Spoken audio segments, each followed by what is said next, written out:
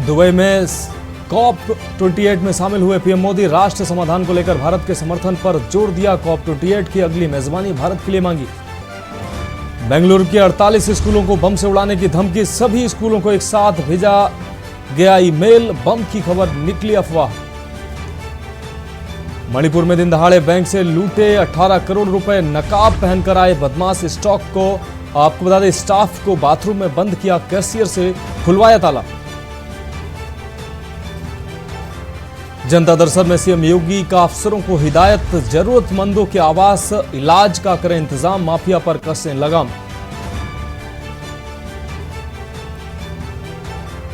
कश्मीर की मुगल रोड पर 2.5 फीट तक बर्फबारी। हिमाचल की 36 सड़कें बंद। तमिलनाडु में 4 दिसंबर तक भारी बारिश का अलर्ट।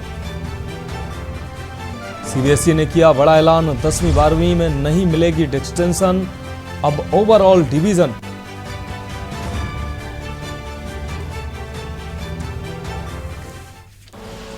आप देख रहे हैं के न्यूज, खबरों का सारथी। नमस्कार, देश की बात में आपका स्वागत है। मैं हूं मनोज माना। शुरू करेंगे खबरों का और देश की बात में पहली खबर दिल्ली से है, जहां शाहाबाद डेयरी पुलिस ने नशा तस्करी के खिलाफ बड़ा एक्शन लिया है। पुलिस ने शाहाबाद डेयरी और भवाना जेजे कॉलोनी से एक आरोपियों को गिरफ्तार किया है, जिनके पास 11 किलो 510 ग्राम गांजा बरामद हुआ है। गिरफ्तार आरोपी में से एक की पहचान शाहाबाद डेयरी निवासी जितेंद्र और दूसरे की भवाना जेजे कॉलोनी निवासी राहुल के रूप में हुई है। पुलिस ने दोनों के खिलाफ नशा तस्करी का मामला दर्ज कर कार्रवाई की शुरुआत की है।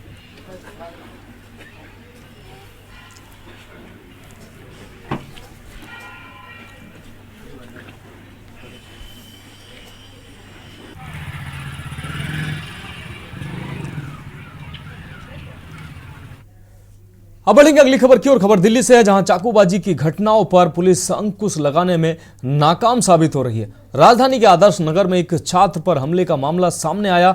2 युवकों ने आपको बता दें, पहले छात्र से मारपीट की और फिर उस पर चाकू से हमला कर दिया। दिन दहाड़े हुई घटना के बावजूद कोई भी छात्र की मदद करने नहीं आगे आया।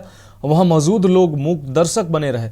बता दें कि दोनों आरोपी जहांगीरपुरी के रहने वाले बताए जा रहे हैं। पूरी वारदात सीसीटीवी कैमरे में कैद हुई है। बावजूद पुलिस अभी तक मामले से अनजान बनी हुई है।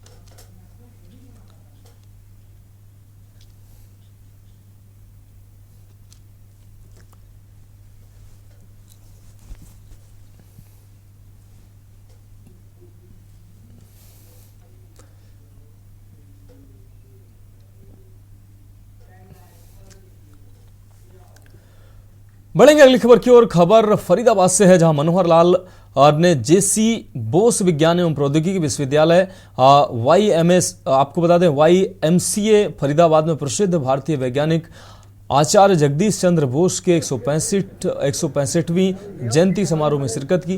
विश्वविद्यालय द्वारा आयोजित एक कार्यक्रम में मुख्यमंत्री ने विश्वविद्यालय परिसर में जगदीश चंद्र बोस की प्रतिमा पर माल्यार्पण तथा पुष्पांजलि अर्पित की। श्री मनोहर लाल ने जगदीश चंद्र बोस के योगदान पर बल देते हुए कहा कि उनका युवा जीवन शोधकर्ताओं के लिए एक आदर्श है, जिससे उन्हें प्रेरणा लेनी चाहिए। इस दौरान कुलपति प्रोफेसर सुशील कुमार तोमर ने मुख्यमंत्री को विश्वविद्यालय शैक्षणिक और विकासात्मक पहलुओं के बारे में जानकारी भी दी।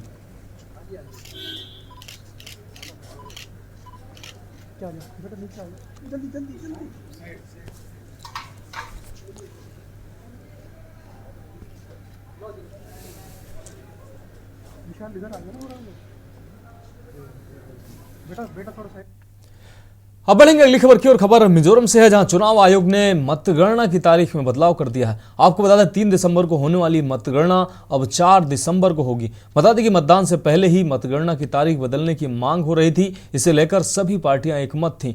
मांग करने वालों का कहना था कि रविवार को ईसाइयों का पवित्र दिन होता है, इसलिए ईसाई समुदाय बहुल राज्य मिजोरम में मतगणना की तारीख बदली जानी चाहिए। इस मांग पर बीजेपी, कांग्रेस और सत्ताधारी MNF सहित सभी राजनीतिक दल राजी थे।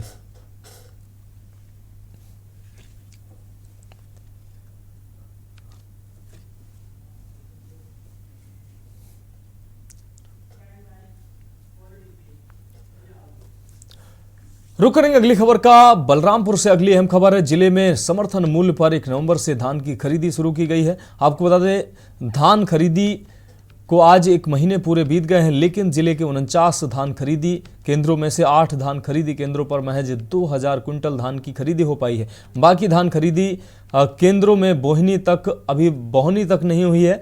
धान खरीदी केंद्र वीरान पड़े हैं। दरअसल जिले में समर्थन मूल्य पर धान खरीदी करने के लिए कुल 49 धान खरीदी केंद्र बनाए गए, जहां जिले के 48,259 किसान अपना धान बेच सकेंगे। वहीं इस बार जिले में धान की खरीदी बायोमेट्रिक के जरिए थंब लगाकर की जाएगी, जिसको लेकर मंडियों में पूरी तैयारी भी कर ली गई और किसानों का बेसब्री से इंतजार किया जा रहा है। किसानों का कहना है कि धान की फसल की अभी कटाई मिंजाई की जा रही है।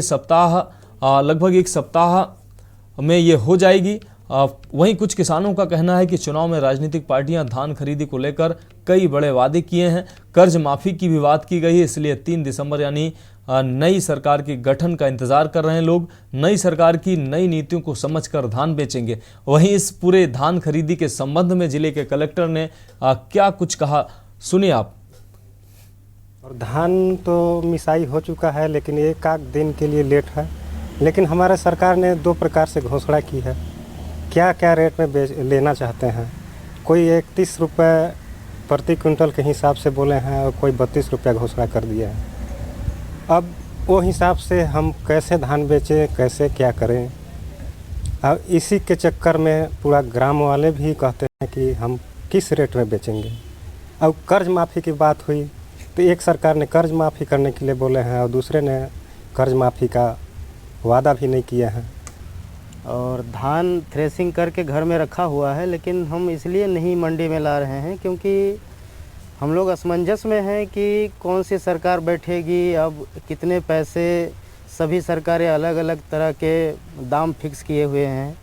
अब कितना पैसा कौन सी सरकार बैठेगी, कितना पैसा मिलेगा, इस असमंजस में हम लोग अभी भी धान लेके नहीं आ रहे हैं।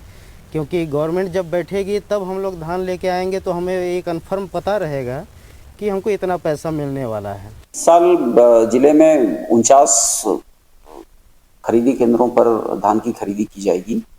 अभी 5 से 6 समितियों में जो है धान खरीदी की गई है, उसकी मात्रा काफ़ी कम है। और अभी चूँकि धान कटाई चल रहा है और कटाई पूरी हो ही नहीं पाई है, इस कारण से धान की आवक अभी कम है। और अगर पिछले सालों का भी जिले का अगर ट्रेंड देखते हैं तो धान खरीदी केंद्रों में धान की खरीदी जो है दिसंबर और जनवरी में ही मुख्य रूप से हुई। अब रुक करेंगे अगली खबर का। दुमका के गिरी वनवासी कल्याण परिषद कार्यालय में जनजाति सुरक्षा मंच के राष्ट्रीय संयोजक राज्य किशोर हांसदा ने प्रेस वार्ता कर बताया कि जनजाति सुरक्षा मंच धर्मांतरित व्यक्ति को अनुसूचित जनजाति सूची में हटाए जाने के लिए देश भर में 2006 से लगातार आंदोलनरत है। यह मंच अब तक 221 जिलों में जिला रैली एवं 14 राज्यों में प्रांत स्तर की रैलियों का आयोजन कर चुका है। इन रैलियों में लगभग 60,000 ग्रामों में संपर्क किया गया है। वहीं 10 लाख से अधिक लोगों की भागीदारी रही, जिसमें सभी आयु वर्ग सामाजिक समूह की उपस्थिति रही। ऐसी ही रैली दुमका में 16 दिसंबर 2023 को होने वाली है।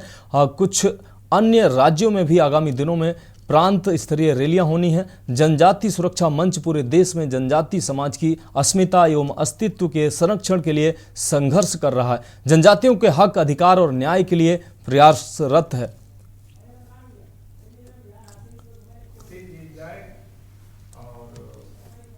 निश्चित रूप से ये संशोधन होगा वहाँ पर और बिल होगा और इस प्रकार से ये कानून जरूर बनेगा और जो अन्याय हो रहा है वो न्याय होगा, जरूर होगा, ऐसा विश्वास है।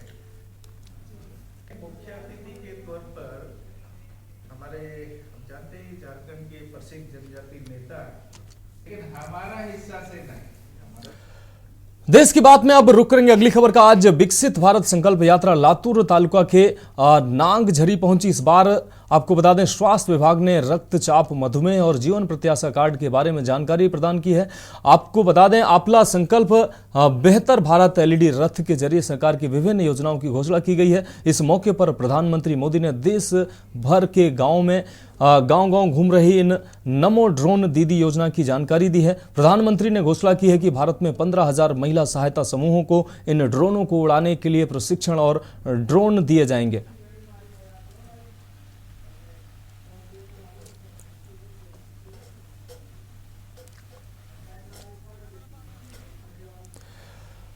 अब रुक करेंगे अगली खबर का। परशुराम आर्थिक विकास निगम की स्थापना की जाए और अन्य लंबित मांगों को पूरा करने के लिए समस्त ब्राह्मण समाज संघर्ष समिति की ओर से मुख्य संयोजक और सामाजिक कार्यकर्ता दीपक रणवरे ने जालना शहर के गांधी चौक पर भूख हड़ताल शुरू कर दी है। महाराष्ट्र का समस्त ब्राह्मण समाज परशुराम आर्थिक विकास निगम की स्थापना की मांग कर रहा है ताकि ब्राह्मण समाज के युवाओं को रोजगार मिल सके और वे अपने पैरों पर खड़े हो सकें। इस मांग को लेकर पूरे ब्राह्मण समाज ने मार्च निकालकर विरोध प्रदर्शन किया है। राज्य सरकार द्वारा परशुराम आर्थिक विकास निगम की स्थापना की भी घोषणा नहीं करने पर समस्त ब्राह्मण समाज संघर्ष समिति के मुख्य संयोजक दीपक रणवरे ने जालना शहर के गांधी चौक पर भूख हड़ताल शुरू कर दी।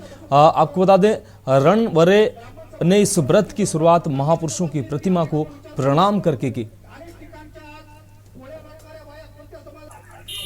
समस्त ब्राह्मण समाज संघर्ष समितीच्या वतीने गेल्या 15 वर्षापासून आपण सातत्यानं शासनाला वेगवेगळे निवेदन देतो, आंदोलन केले, परंतु शासनानं कुठल्याही प्रकारची यामध्ये दखल घेतली नाही। म्हणून 7 डिसेंबर 2021 या दिवशी अंबेजोगाईमध्ये एक बैठक घेतली आणि त्या बैठकीतच ठरवलं की आता आपण 2 वर्ष शासनाला सातत्यानं निवेदनं द्यायची, आंदोलनं करायची आणि त्याच्यानंतर देश की बात में अब उत्तर प्रदेश की खबरों की बात करेंगे। इस वक्त की अहम खबर अमेठी से आ रही है। आपको बता दें बारात में डीजे बजने से उलेमाओं ने नहीं पढ़ाया निकाह। लड़की के परिजनों ने उलेमाओं पर गंभीर आरोप भी लगाए। हंगामे के बाद ससुराल में लड़की का पढ़ाया गया निकाह। इस वक्त की अमेठी से अहम खबर आपको दिखा रहे हैं। जगदीशपुर की कोतवाली क्षेत्र के हरिमऊ गांव का यह मामला बताया जा रहा है। यह अहम खबर अमेठी से आपको दिखा रहे हैं। हंगामे के बाद जगदीशपुर कोतवाली क्षेत्र के हरिमऊ गांव का यह मामला बताया जा रहा है। इस वक्त की अहम खबर आपको अमेठी से दिखा रहे हैं। बारात में डीजे बजने से उलेमाओं ने निकाह नहीं पढ़ाया है। इस दौरान लड़की के परिजनों ने उलेमाओं पर गंभीर आरोप भी लगाया है। इस वक्त की अहम खबर अमेठी से आपको दिखा रहे हैं। हंगामे के बाद ससुराल में लड़की का पढ़ाएगा निकाह। जगदीशपुर कोतवाली क्षेत्र के हरिमऊ गांव का ये पूरा मामला बताया जा रहा है, जहां बारात में डीजे बजने से उलेमाओं ने निकाह नहीं पढ़ाया है, जिससे परिजनों का आक्रोश भी देखने को मिला है। लड़की के परिजनों ने उलेमाओं पर गंभीर आरोप लगाए हैं। इस वक्त ये अहम खबर अमेठी से आपको दिखा रहे हैं। आपको बता दें हंगामे के बाद ससुराल में लड़की का पढ़ाया गया निकाह। मामला इसमें ये है कि मैं इस गांव की मस्जिद का इमाम हूँ, मेरा घर भी यहीं है और इससे पहले उलमाए अहले सुन्नत वल जमात की मीटिंग हुई पूरे ऑल इंडिया, बल्कि बिलखुसूस अमेठी क्षेत्र में, अमेठी ज़िले में इस बात का मुत्तफ़क़ा तौर पर फैसला हुआ है कि जहाँ भी डीजे या गलत चीज़ें होंगी वहाँ पर निकाह नहीं पढ़ेंगे हम लोग, लेकिन शरीयत खिलाफ है, यह हराम है। निकाह को शरीयत में आसान करने के लिए हुक्म दिया गया है कि निकाह को आसान किया जाए। लिहाजा कल उसी बात को लेकर के इससे 15 दिन पहले दोनों पार्टी लड़की और लड़के वाले भी मेरे घर आए थे। अब रुक करेंगे अगली खबर का। गोंडा से अगली अहम खबर है। 15 वर्षीय बच्चे को खेत में, आपको बता दें, पन्नी में लिपटा मिला है बम। आपको बता दें बच्चे के हाथ में बम फटने से बच्चे का दाहिना हाथ उड़ा है। स्थानीय मेडिकल कॉलेज में चल रहा है बच्चे का उपचार। जनपद पुलिस मामले से अनजान बनी हुई है। कर्नलगंज कोतवाली क्षेत्र के गांव कोच कासिमपुर की ये पूरी घटना बताई जा रही है। तो गोंडा से ये अहम खबर आपको दिखा रहे हैं। कर्नलगंज कोतवाली क्षेत्र के गांव कोच कासिमपुर की यह घटना है। 15 वर्षीय बच्चे को खेत में पन्नी में लिपटा मिला बम। इस दौरान बम फटने से बच्चे के हाथ में बम फटने से बच्चे का दाहिना हाथ उड़ गया। स्थानीय मेडिकल कॉलेज में चल रहा है बच्चे का उपचार। यह अहम खबर आपको गोंडा से दिखा रहे हैं। कर्नलगंज कोतवाली क्षेत्र के गांव कोच कासिमपुर की है यह पूरी घटना। अगली अहम खबर की बात करेंगे मेरठ से। अगली अहम खबर है, कॉलेज के छात्रों ने निकाली है एड्स जागरूकता रैली। रैली निकालकर लोगों को एड्स के प्रति जागरूक किया गया है। हाथों में स्लोगन लिए पोस्टर लेकर सड़कों पर निकले हैं छात्र। कॉलेज की मेडिकल कमेटी यूनिट के तत्वाधान में निकाली गई है रैली। सोशल मीडिया से आमजन को जागरूक करने का प्रयास किया जा रहा है। तो इस वक्त की अहम खबर आपको दिखा रहे हैं, कॉलेज की मेडिकल कमेटी यूनिट के द्वारा जागरूकता रैली निकाली गई है। कॉलेज के छात्रों ने निकाली है एड्स जागरूकता रैली। इस वक्त की अहम खबर आपको दिखा रहे हैं, रैली निकालकर लोगों को एड्स के प्रति जागरूक किया गया है। तो मेरठ से अहम खबर आपको दिखा रहे हैं, हाथों में स्लोगन लिखे पोस्टर लेकर सड़कों पर निकले हैं छात्र और लोगों को जागरूक करते नजर आए। कॉलेज की मेडिकल कमेटी यूनिट के तत्वाधान में निकाली गई है रैली। इस वक्त की अहम खबर आपको दिखा रहे हैं, कॉलेज के छात्रों ने निकाली है एड्स जागरूकता रैली।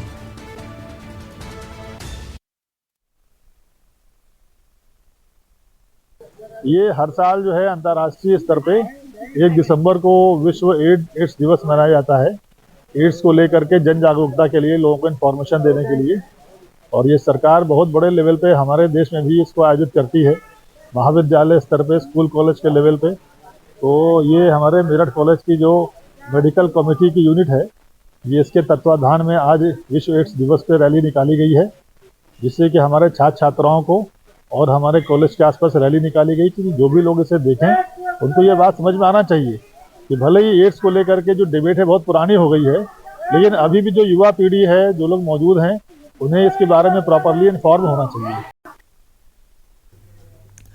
अगली खबर जालौन से है, जहां बिजली विभाग की उदासीनता 24 घंटे से ज्यादा जनता अंधेरे में जीने को मजबूर है। आपको बता दें, हल्की बूंदाबांदी होने पर ही घंटों चली जाती है लाइट। विद्युत विभाग की लचर व्यवस्था से लोगों में आक्रोश देखने को मिल रहा है। पिछले 24 घंटे से कई मोहल्लों में अंधेरे में लोग जीने को मजबूर हैं। हल्की बूंदाबांदी होने पर ही बिजली चली जाती है, जिससे लोगों का जीना मुहाल है। आपको बता दें, विद्युत विभाग की लचर व्यवस्था से लोगों में आक्रोश भी है। जालौन से ये खबर दिखा रहे हैं आपको, बिजली विभाग की उदासीनता से लोगों को काफ़ी दिक्कतें हो रही हैं। 24 घंटे से ज़्यादा अंधेरे में लोग जीने को मजबूर हैं। तो 24 घंटे लोग अंधेरे में जीने को मजबूर हैं। हल्की बूंदाबांदी होने पर ही घंटों लाइट की कटौती हो जाती है। इस दौरान लोगों को खासा दिक्कतों का सामना करना पड़ता है। विद्युत विभाग की लचर व्यवस्था से लोगों में आक्रोश भी है। तो जालौन से एक खबर आपको दिखा रहे हैं।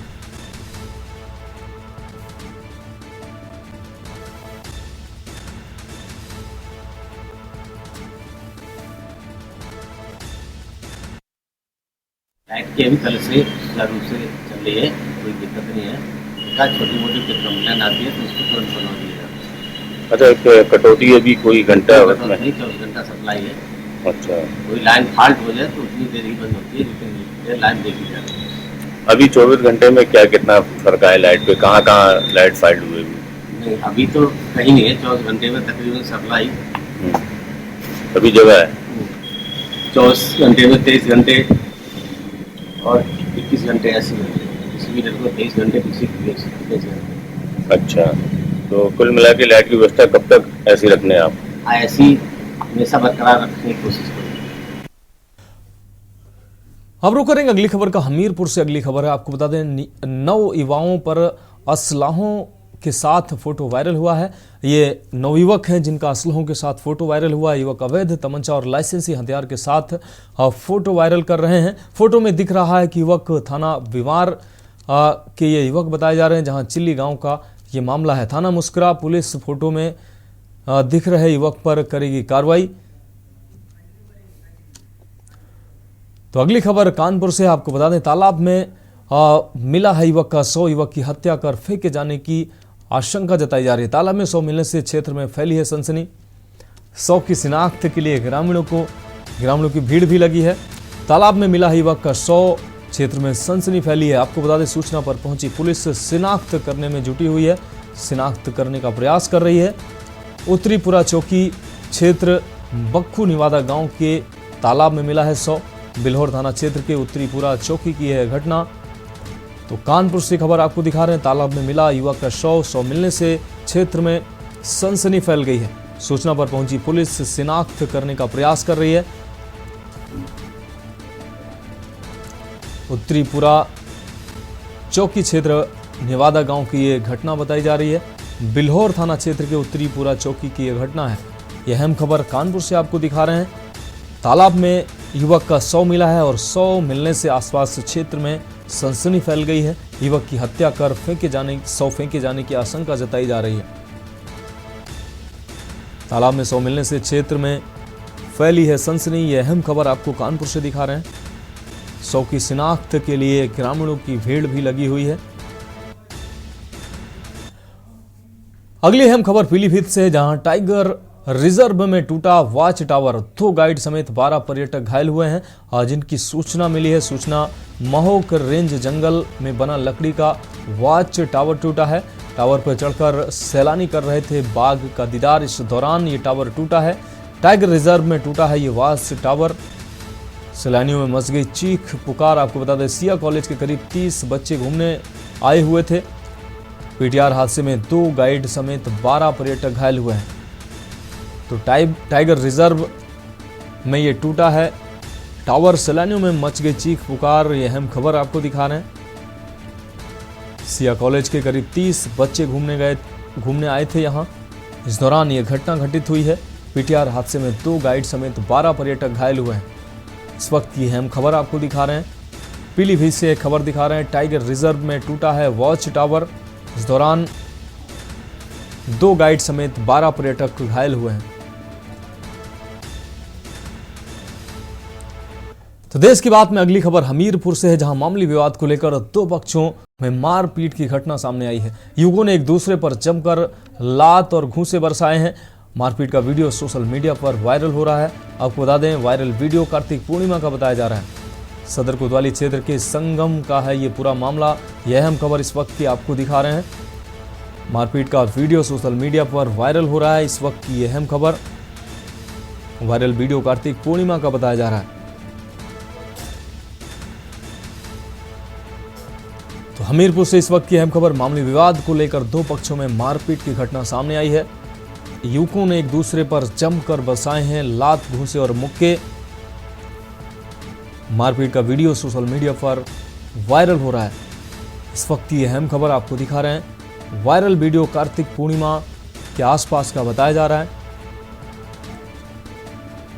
मामूली विवाद को लेकर 2 पक्षों में मारपीट की घटना सामने आई है। हमीरपुर से इस वक्त की अहम खबर आपको दिखा रहे हैं। युवकों ने एक दूसरे पर जमकर लात और घूंसे बरसाए हैं। ये अहम खबर आपको दिखा रहे हैं।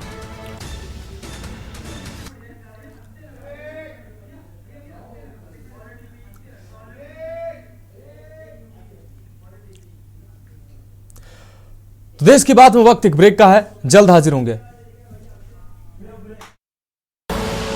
आप देख रहे हैं के न्यूज, खबरों का सारथी। ब्रेक के बाद देश की बात में एक बार फिर से आपका स्वागत है। रुक करेंगे अगली खबर का। एटा में अवैध असलहों का प्रदर्शन लगातार जारी है और वहीं अवैध असलहों के साथ रील बनाने का सिलसिला भी थमने का नाम नहीं ले रहा है। अवैध असलहों का वीडियो भी सोशल मीडिया पर वायरल हो रहा है। कोतवाली नगर क्षेत्र के गगनपुर में एक युवक, जिसका नाम कल्लू बताया जा रहा है, शराब पार्टी करते हुए खुलेआम अवैध तमंचे का प्रदर्शन करते देखा गया है। अवैध असलहों का प्रदर्शन करने वाले आरोपियों में पुलिस का खौफ बिल्कुल नहीं दिखाई दे रहा है। ये वायरल वीडियो कुछ महीने पुराना जरूर बताया जा रहा है। थाना कोतवाली नगर क्षेत्र के गगनपुर का ये पूरा मामला है।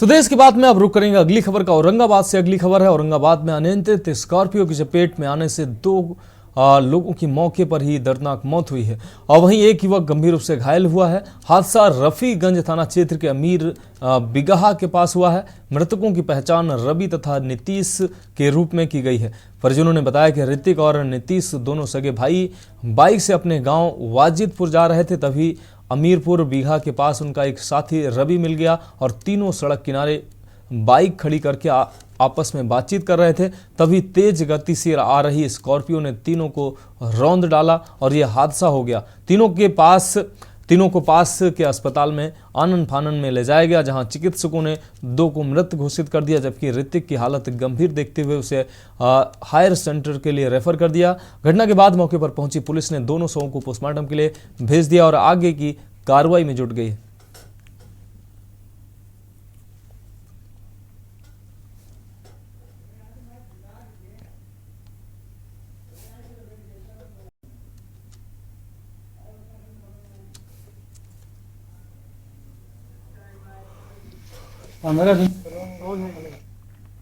अब रुक करेंगे अगली खबर का। कालाढूंगी के वार्ड नंबर 1 में से दूसरे दिन भी गुलदार पिंजरे में कैद हुआ है। वन विभाग द्वारा वन क्षेत्राधिकार कालाढूंगी मुकेश जोशी के नेतृत्व में चलाए जा रहे सर्च ऑपरेशन के अंतर्गत लगाए गए पिंजरे में लगातार दूसरे दिन एक और गुलदार कैद हो गया। बताते चले कि बीते 2 नवंबर की रात को एक गुलदार ने कालाढूंगी के वार्ड नंबर 1 में एक के निवासी 5 वर्षीय बच्ची को अपना निवाला बना लिया था, जिसको पकड़ने के लिए कालाढूंगी रेंज द्वारा कई स्थानों पर पिंजरे लगाए गए थे।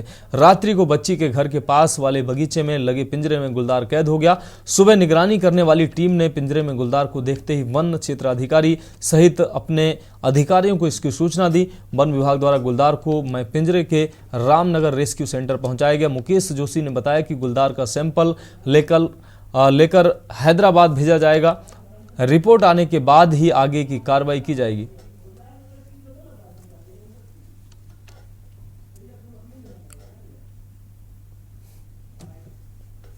दूसरे दिन नर गुलदार पकड़ा गया है। ये गुलदार जहां पर बच्चे को मारा गया था तो उस बगीचे में हमने ये लगाया है और इससे पूर्व में भी हमारे द्वारा एक मादा गुलदार पकड़ा गया था 1 दिन पहले और इस में परीक्षण हेतु इसके डीएनए सैंपल को हैदराबाद लैब में भेजा गया है।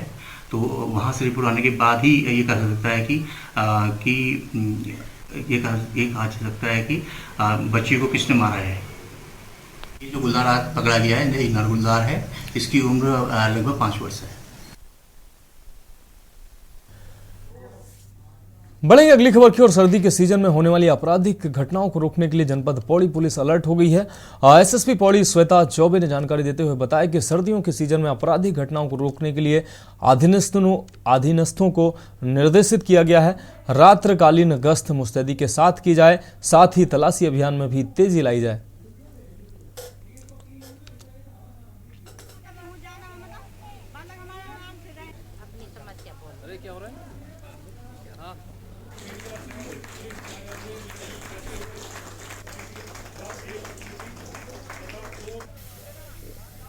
क्योंकि अब ठंड का मौसम आ रहा है और इस सीज़न में नकबजनी, लूट, इन सब की घटनाएं बढ़ जाती हैं, तो रात्रि की जो हमारी गश्त पिकेटिंग की व्यवस्था है उसको और अधिक प्रभावशाली करने हेतु निर्देश दिए गए हैं।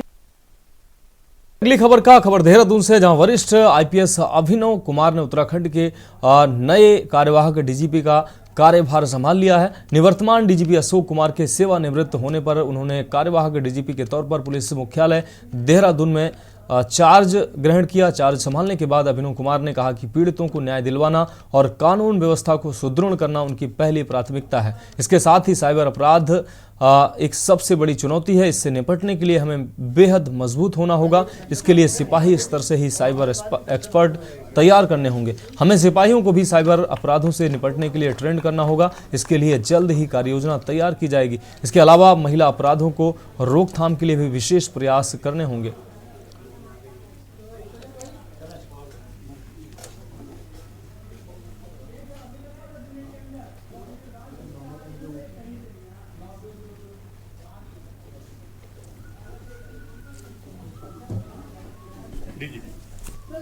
इधर के लिए सर, इधर देखिए सर।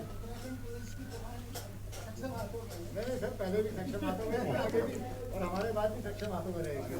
Thank you sir.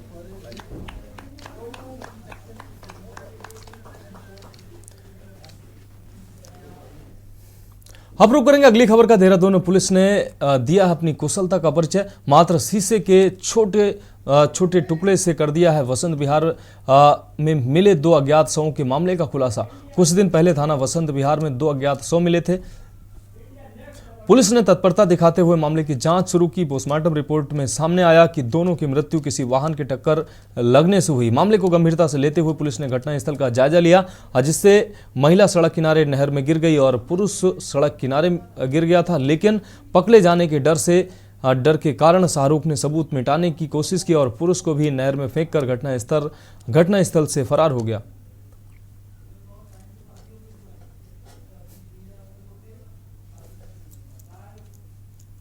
जो बसंत विहार में टी स्टेट पड़ता है, वहाँ पर एक महिला और एक पुरुष की डेड बॉडी गूल में मिली थी सड़क के किनारे। क्योंकि जिस हिसाब से कंडीशन में डेड बॉडी मिली थी, कहीं ना कहीं संदेह पैदा कर रही थी।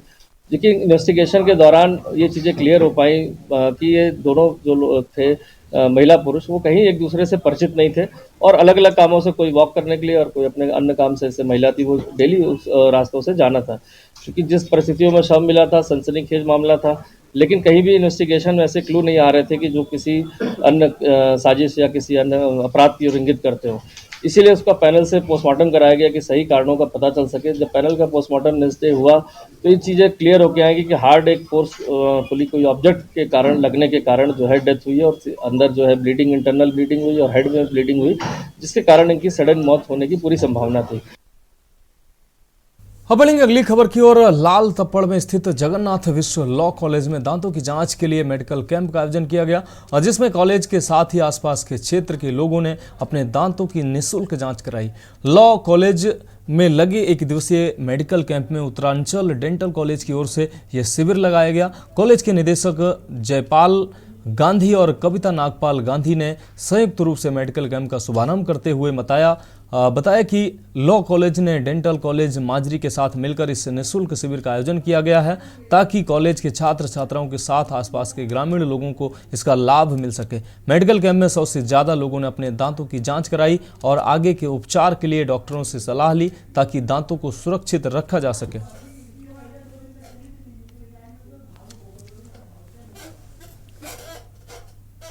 उत्तरांचल डेंटल कॉलेज से हम लोग आए हुए हैं जो माजरी ग्रांट में है और आज हम यहाँ पर आए जगन्नाथ विश्व कॉलेज जो है लॉ कॉलेज है वहाँ पर आए हुए हैं। तो नॉर्मल रूटीन डेंटल चेकअप कर रहे हैं और मतलब बाकी जो भी पेशेंट जो भी आ रहे हैं, स्टूडेंट्स आ रहे हैं, तो उनको अगर कोई प्रॉब्लम है तो उसी के रिगार्डिंग हम बता रहे हैं। तो कैंप में कुछ एडवांटेजेस है जिस वजह से हम कैंप मतलब यहाँ पर लगा रहे हैं और बहुत अच्छे से सपोर्ट मिल रहा है यहाँ पर भी।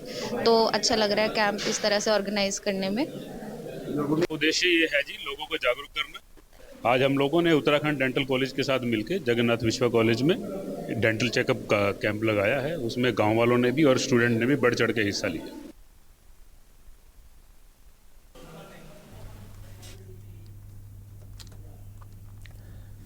अब रुक करेंगे अगली खबर का। दुर्गापुर नंबर 1 और आसपास के आक्रोशित ग्रामीण सड़क के लिए धरना प्रदर्शन कर रहे हैं। आपको बता दें ये सड़क पिछले कई वर्षों से टूटी पड़ी है। ये सड़क छाछड़ विधानसभा रुद्रपुर के अंतर्गत आती है। इस सड़क का पिछले कई वर्षों से कोई सुध लेने वाला नहीं है। यहाँ के लोगों का आरोप है कि राजनेता सिर्फ चुनाव के समय ही आते हैं। इन लोगों ने आज तक कभी विधायक व बाकी जो जनप्रतिनिधि हैं उनको यहाँ पर नहीं देखा। ये मार्ग दिनेशपुर और माटकोटा मार्ग रुद्रपुर का बाईपास का काम भी करता है। इस मार्ग में कई स्कूल भी हैं। उत्तराखंड के लोकप्रिय मुख्यमंत्री श्री आपको बता दें मुख्यमंत्री धामी ने सभी जिलाधिकारियों को निर्देशित किया है कि सभी खस्ता हाल रोडों को तत्काल मरम्मत करें। लेकिन क्षेत्रीय विधायक शिव अरोड़ा वोट लेने के लिए आते हैं, लेकिन चुनाव जीतने के बाद कभी भी इस क्षेत्र में आए नहीं हैं। कई बार स्थानीय लोगों ने आंदोलन किया। आज मजबूर होकर सैकड़ों ग्रामीणों ने रोड के ऊपर धरना प्रदर्शन किया और जमकर विधायक के खिलाफ नारेबाजी की। अब देखना है कि उत्तराखंड सरकार इस रोड के लिए क्या करती है। चलो शिव अरोड़ा जी आए, वोट मांगे तो दे दिया, तो शिव अरोड़ा को तो हमने वोट दिया, हमने मोदी को देके वोट दिया। जो प्रधानमंत्री नरेंद्र मोदी जी है उनको देके वोट दिया हमने। अब ये शिव अरोड़ा कौन है हम तो जानते नहीं। अब तो एमएलए बन गए, अब कभी आते भी नहीं है। कम से कम 4 साल हो गए इलेक्शन को, 4 साल के बाद मुश्किल से 1 साल भी नहीं आएंगे, एक बार भी नहीं आएंगे। कम से कम एक बार आके देखना चाहिए इस गांव में क्या परेशानी है, इस शहर में क्या परेशानी है। यहाँ छोटा सा शहर है, इसमें क्या बच्चे लोग जाते हैं, कैसे स्कूल पढ़ते हैं, कैसे जाते हैं, कैसे नहीं आते। ये रोड को आप लोगों को देखना चाहिए आके, कभी आके एक बार आके देखो, एक दिन आओ बस, ज्यादा नहीं, एक दिन आके देखो इस मोहल्ले में कैसा चल रहा है। भैया हमारी समस्या यही है कि हमारे रोड से समस्या है, बस हमारी रोड नहीं है तो कोई वोट नहीं है। बहुत दिनों से हम झेल रहे हैं इस रोड के कारण, हमें आने जाने में बहुत दिक्कतें होती है, बच्चों की भी दिक्कतें होती है। हमें रोड चाहिए, बस हमारी एक ही आशा है आप लोगों से कि हमें रोड चाहिए। ये समस्या है, हमें रोड चाहिए, रोड नहीं है तो वोट नहीं है। जी भैया नमस्कार, मैं आपके माध्यम से, चैनल के माध्यम से ये कहना चाहता हूँ कि इस रोड पे आए दिन घटनाएं बहुत हो रही हैं, कोई सुध लेने वाला नहीं है। हमारे विधायक जी तो इधर आती ही नहीं है, गांव में उन्होंने कभी पूछा नहीं। आए दिन घटना होती है, धूल मिट्टी इतनी है कि बच्चों को स्कूल छोड़ने जाने जाओ तो एकदम भूत बन के वापस आते हैं सब लोग।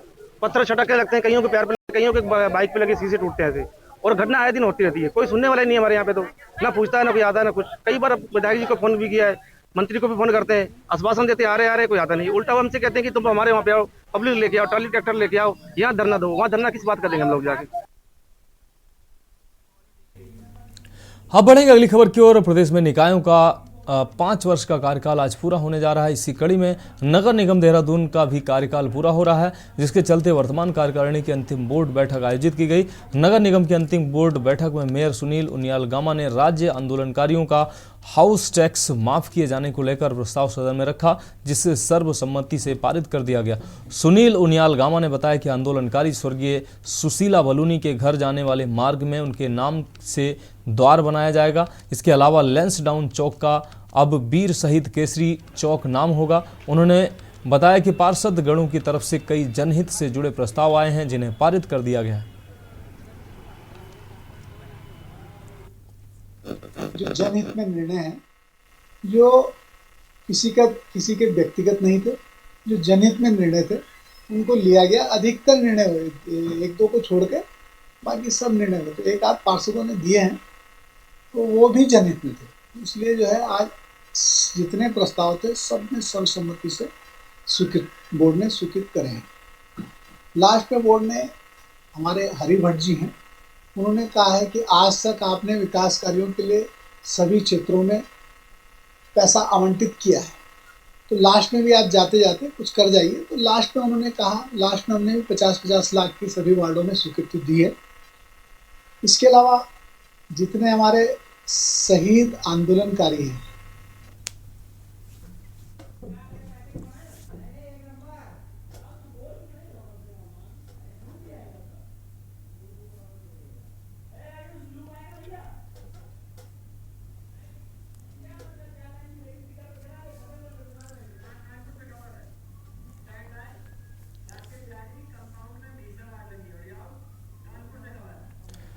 इस बीच कानपुर से इस वक्त की अहम खबर सामने आ रही है। बांके बिहारी कंपाउंड में लगी है भीषण आग। कानपुर से इस वक्त की अहम खबर, बांके बिहारी कंपाउंड में भीषण आग की घटना सामने आई। 1 दर्जन दमकल गाड़ियों ने आग पर काबू पाया है।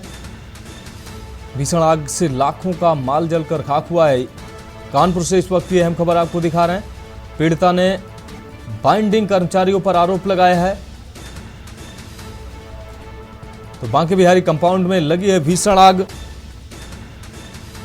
दमकल की गाड़ियों ने कड़ी मशक्कत के बाद आग पर काबू पाया। 1 दर्जन दमकल की गाड़ी मौके पर पहुंची और भीषण आग पर काबू पाया है। भीषण आग से लाखों का माल जलकर खाक हुआ है। तो पीड़िता ने बाइंडिंग कर्मचारियों पर आरोप लगाया है। कानपुर से इस वक्त की अहम खबर आपको दिखा रहे हैं। बांके बिहारी कंपाउंड में भीषण आग की घटना सामने आई है। 1 दर्जन से ज्यादा दमकल की गाड़ियों ने मौके पर पहुंचकर आग पर काबू पाया है। तो इस वक्त की अहम खबर कानपुर से आपको दिखा रहे हैं।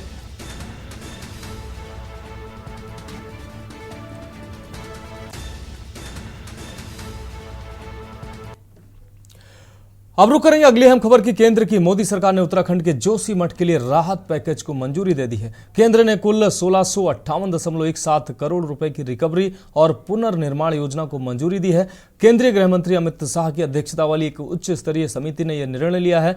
मिली जानकारी के मुताबिक समिति ने जोशीमठ के लिए 1658.17 करोड़ रुपए की रिकवरी और पुनर्निर्माण योजना को मंजूरी दी है। इस योजना के तहत राष्ट्रीय आपदा मोचन कोष यानी कि NDRF की वसूली और पुनर्निर्माण विंडो से 1079.96 करोड़ रुपए की केंद्रीय सहायता प्रदान की जाएगी। वहीं उत्तराखंड सरकार राहत सहायता के लिए अपने राज्य आपदा प्रतिक्रिया कोष यानी कि SDRF से 126.41 करोड़ रुपए और अपने राज्य के बजट से 451.8 करोड़ रुपए प्रदान करेगी। इसमें 91.82 करोड़ रुपए के पुनर्वास के लिए भूमि अधिग्रहण लागत भी शामिल है। वहीं जोशीमठ के लिए योजना को मंजूरी देने पर मुख्यमंत्री पुष्कर सिंह धामी ने प्रधानमंत्री मोदी और केंद्रीय गृह मंत्री अमित शाह का आभार भी जताया है। बता दें कि जोशीमठ भूस्खलन और जमीन धंसने से प्रभावित हुआ है और केंद्र सरकार ने राज्य सरकार को सभी आवश्यक तकनीकी और लॉजिस्टिक की सहायता प्रदान की है। गृह मंत्रालय के बयान में कहा गया है कि प्रधानमंत्री मोदी के नेतृत्व और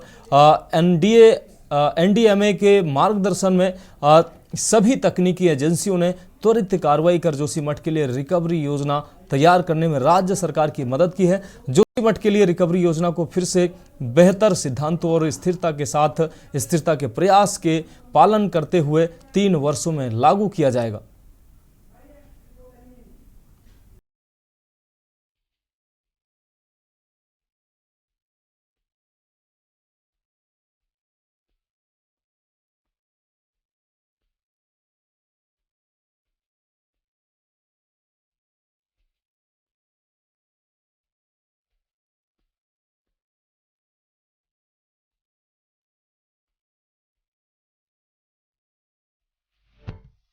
केंद्र की मोदी सरकार ने जोशीमठ के लिए बजट को मंजूरी दे दी है। केंद्र ने कुल 1658.17 करोड़ रुपए की रिकवरी और पुनर्निर्माण योजना को मंजूरी दी है। केंद्रीय गृह मंत्री अमित शाह की अध्यक्षता वाली एक उच्च स्तरीय समिति ने यह निर्णय लिया है। मिली जानकारी के मुताबिक समिति ने जोशीमठ के लिए 1658.17 करोड़ रुपए की रिकवरी और पुनर्निर्माण योजना को मंजूरी दी है। इस योजना के तहत राष्ट्रीय आपदा मोचन कोष यानी कि NDRF की वसूली और पुनर्निर्माण विंडो से 1079.96 करोड़ रुपए की केंद्रीय सहायता प्रदान की जाएगी। वहीं उत्तराखंड सरकार राहत सहायता के लिए अपने राज्य आपदा प्रतिक्रिया कोष यानी कि SDRF से 126.41 करोड़ रुपए और अपने राज्य के बजट से 451.80 करोड़ रुपए प्रदान करेगी, जिसमें 91.82 करोड़ रुपए के पुनर्वास के लिए भूमि अधिग्रहण लागत भी शामिल है। वहीं जोशीमठ के लिए योजना को मंजूरी देने पर मुख्यमंत्री पुष्कर सिंह धामी ने प्रधानमंत्री नरेंद्र मोदी और केंद्रीय गृह मंत्री अमित शाह का आभार जताया है। हालांकि विपक्ष का कहना है कि ये राशि ऊंट के मुंह में जीरे के समान है। ऊंट के मुंह में जीरा है। जो नुकसान जोशीमठ में हुआ है उसका 10% भी नहीं है। और जिस तरीके से अभी हाल ही जांच में यह आया है कि 40 मीटर नीचे तक पक्की चट्टानें नहीं मिली हैं, उससे लगता है कि ये बहुत धनराशि कम है। दूसरा, जो ये टनल वाला मामला है, इसमें राज्य सरकार ने मजदूरों को केवल 1-1 लाख रुपए की धनराशि मुआवजे के तौर पे दी है। और दुर्भाग्य कहूँगा, जिस केंद्र सरकार की ये योजना है, केंद्र सरकार ने आज के दिन तक अभी तक भी 1 रुपए की भी धनराशि इसमें आवंटित नहीं की है, जो दुर्भाग्यपूर्ण है। और ये कोई ऐसा तो नहीं कि अंतिम राशि है, फेजेज में आएगी। अभी ये राशि स्वीकृत की है, पहले इसका यूटिलाइजेशन होगा, उसके बाद केंद्र से और पैसे की डिमांड होगी। निश्चित तौर पर वहां से कोई कमी नहीं होने वाली उत्तराखंड के लिए। उत्तराखंड के लिए केंद्र ने पूरी तरह से तिजोरी के दरवाजे खोले हुए हैं। ये हमको है कि हम कितना पैसा वहां से ले सकते हैं। हम जितनी जल्दी उसका यूटिलाइजेशन करेंगे उतनी जल्दी और राशि हमको प्राप्त होगी। हाँ, कांग्रेस को उसमें कुछ करने को नहीं हो पा रहा है, इसलिए वो दिक्कत में है। कल से आपको बता दें कि करीब साल भर पहले जोशीमठ में दरारें आ गई थी। इन दरारों से उत्तराखंड का खूबसूरत पहाड़ी शहर जोशीमठ खतरे में आ गया था। जोशीमठ शहर का धार्मिक और सामरिक महत्व है। यहाँ 4 धामों में से एक बद्रीनाथ का शीतकालीन गद्दी स्थल है। चीन सीमा से नजदीक होने के कारण जोशीमठ में सेना व अर्धसैनिक बलों का महत्वपूर्ण पड़ाव भी है। लेकिन जोशीमठ में दरारें आने से हजारों लोग बेघर हो गए, जिसके बाद अब केंद्र ने कुल 1658.17 करोड़ रुपए की रिकवरी और पुनर्निर्माण योजना को मंजूरी दी है। वहीं विपक्षी दलों ने केंद्र की ओर से अब इस बजट को मंजूरी देने पर सवाल उठाए हैं, साथ ही इसे नाकाफी भी बताया है। प्रथम दृष्टया केंद्र सरकार ने जो ये पैसा दिया है, मैं केंद्र सरकार का धन्यवाद करता हूं। ये अलग बात है कि आज इतना समय बीतने के बाद केंद्र सरकार ने ये धनराशि जारी की और देरी से मिला हुआ न्याय अन्याय के समान होता है। पहली बात तो ये है। दूसरी बात, इसका गहन अध्ययन करने की आवश्यकता है कि 1600 करोड़ रुपए की जो धनराशि केंद्र सरकार ने अवमुक्त की है, क्या ये धनराशि जोशीमठ को परमानेंट तरीके से उसका बचाव करने के लिए, लोगों के पुनर्स्थापन करने के लिए, लोगों की जो संपत्तियां नष्ट हुई हैं उसको दोबारा सृजित करने के लिए, उसका निर्माण करने के लिए क्या ये धनराशि सफिशिएंट है या नहीं है, ये धनराशि पूर्ण है या नहीं है, इस पर विचार करने की आवश्यकता है। क्योंकि अब ये खबर आज आई है कि भाई केंद्र सरकार ने ऐसा किया है। हम इसका गहन अध्ययन करेंगे और उसके बाद आपको बृहद रूप में इसके अच्छाइयाँ भी बताएंगे और इसकी कमियाँ होंगी तो वो भी उजागर। जोशीमठ की आपदा के 1 साल बाद भारत सरकार ने जोशीमठ के लोगों को राहत देने के लिए 1658 करोड़ का जो पैकेज दिया, उसके लिए भारत सरकार को धन्यवाद देते हैं। लेकिन ये 1658 करोड़ रुपए वहां के लोगों के पुनर्वास पर खर्च हो, वहां जिन लोगों के मकान में दरारें आई हैं, जिन लोगों के नुकसान हुआ है, और उसके अलावा जो वहां पर सीवरेज लाइन है, वहां का जल निकासी है, वहां पर भूमि पर जगह जगह दरारें पड़ गई हैं, उन सब का बिल्कुल पूर्ण वैज्ञानिक तरीके से, ईमानदारी से, जिम्मेदारी से काम न हो। कहीं ऐसा न हो कि सिलकारा की टनल जिसको मानकों के अनुसार न बनाए जाने के कारण एक बड़े हादसे से गुजरना पड़ा। ऐसे ही जोशीमठ का ये 1658 करोड़ रुपए सिलकारा के टनल के निर्माण की तरह या देहरादून स्मार्ट सिटी की तरह लोगों की जेब गर्म करने में न चला जाए। क्योंकि भारतीय जनता पार्टी के राज में मैं देख रहा हूं कि जोशीमठ में जो आपदा आई उस पर एनटीपीसी जिसने जोशीमठ शहर के नीचे टनल बनाई उसको पूरी तरह से क्लीन चिट दे दी गई, और जो 7 एजेंसीज ने उसके बाद उस आपदा के कारणों को जानने के लिए काम किया। देखिए, ऐसा जब से जोशीमठ का प्रकरण शुरू हुआ था तभी से अगर इतिहास में देखा जाए इसमें, तो जोशीमठ को लेकर हमारे यशस्वी प्रधानमंत्री श्री नरेंद्र मोदी जी संजीदा रहे हैं कि उनका गुजर बसर कैसे होगा, उनको कहाँ शिफ्ट किया जाएगा, नया जोशीमठ कहाँ बनाया जाएगा, इस चीजों को लेकर हमेशा उन्होंने संजीदगी दिखाई। और उसी के मद्देनजर अभी उन्होंने जो ये सैंक्शन किया है रुपए, वो जोशीमठ के पुनर्विकास के लिए काम आएगा और जोशीमठ के लोगों को निश्चित तौर पर एक अच्छा नतीजा देखने को मिलेगा और बेहतर तरीका देखने को मिलेगा, जिससे कि उनका जो गुजर बसर का और रहने का स्थान रहे वो एकदम सुरक्षित तौर पर रहे। कुल मिलाकर इस साल के अंत तक केंद्र ने जोशीमठ के लिए बजट को मंजूरी दे दी है, जिसे विपक्ष नाकाफी बता रहा है, जबकि सत्ता पक्ष का कहना है कि केंद्र आगे भी जोशीमठ के विकास के लिए बजट देता रहेगा। सवाल यह है कि आखिर सरकार ने बजट मंजूरी के लिए इतना समय क्यों लगा दिया। सवाल यह भी है कि क्या इतने बजट से जोशीमठ का विकास हो पाएगा। इसके अलावा सवाल यह भी है कि जोशीमठ आपदा से हमने क्या सीखा जिससे आगे ऐसी घटनाएं दोबारा ना हो। तो देश की बात में आज मेरे साथ इतना ही। मुझे दीजिए इजाजत और आप देखते रहिए के न्यूज़ इंडिया।